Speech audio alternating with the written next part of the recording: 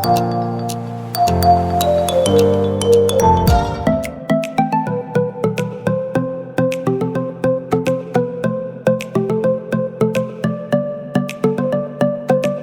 મિત્રો, તો નવા વ્લોગમાં તમારું તો હવે આપણે જવું ટેકરીએ, તપોવન ટેકરી હનુમાન દાદાના દર્શન કરવા માટે. તો અમે પણ દર્શન કરશું ને તમને પણ કરાવશું. તો જઈશું દર્શન કરવા, હાલો.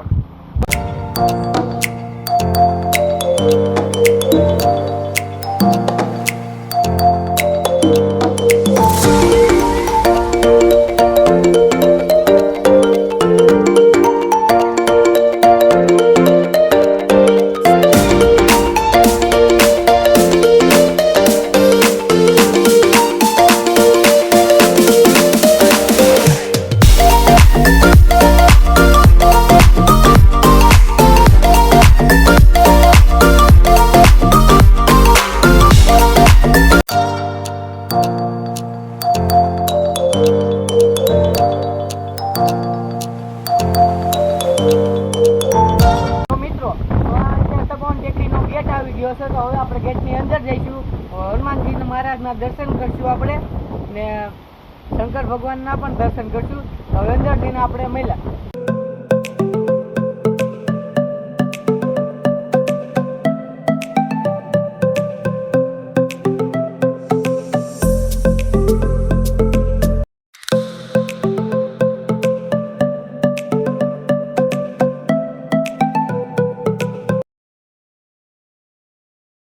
તો મિત્રો, અત્યારે આપણે તપોવન ટેકરી આવી ગયા છીએ. હવે આપણે સૌથી પહેલા હનુમાનજી મહારાજના દર્શન કરીશું. તો હાલો મારી પાછળ.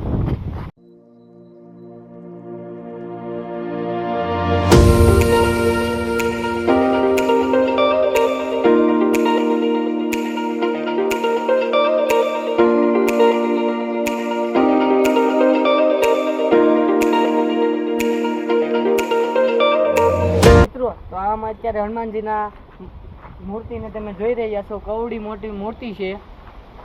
અમારા ગામને તપોવન ટેકરીની હનુમાનજી મહારાજની મૂર્તિ છે. ઓર આપણે હજી મંદિર પણ જોવાનું છે, શિવલિંગ પણ જોવાનું છે, તે તપોવન ટેકરીનું આખું ક્લિયર બધું જોવાનું છે. તો આપણે અત્યારે હવે હનુમાનજી મહારાજના દર્શન કરી લીધા. હવે શંકર ભગવાનના નંદીના દર્શન કરીશું.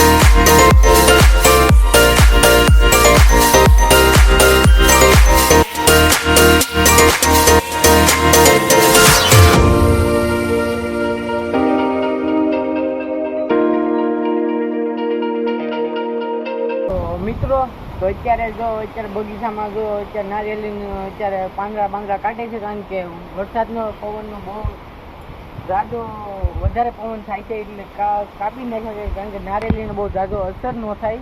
ને તમે જોઈ શકો છો અત્યારે ક્યારેક બગીચો છે.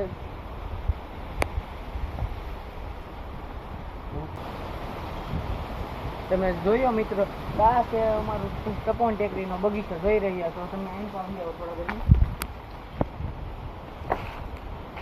જો મિત્રો, આ બગીચો છે તપોવન ટેકરીનો. નીચે બેઠો હોય તો મસ્ત પવન આવે, ઉપર આ છે ચીકુનું ઝાડ જોઈ રહ્યા તો ચીકુનું ઝાડ છે.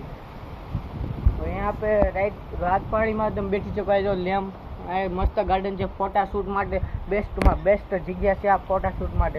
તમારે ફોટો શૂટ કરવું હોય તો આ આવી પણ શકો છો. તપોવન ટેકરી મિચારા તમે ફોટા શૂટ માટે જબરદસ્ત જગ્યા છે. ગાર્ડનની જબરદસ્ત જગ્યા. તમારે ફોટો શૂટ કરવું હોય તો આવી શકો છો. તો હવે મેળા આગળ અમે તપોવન ટેકરી દર્શન કરી લીધા છે. તો હવે ઘર તરફ જઈશું. ના એ બુદ્ધાધરા મંદિર આવે તો ના પણ આપણે દર્શન કરતા રહીશું. તો ચાલો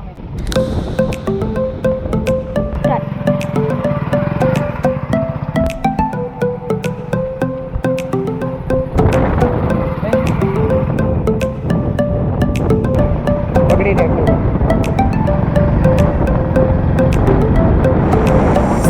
ટાઈટ પકડી રાખ. Tight હલવાનો remote.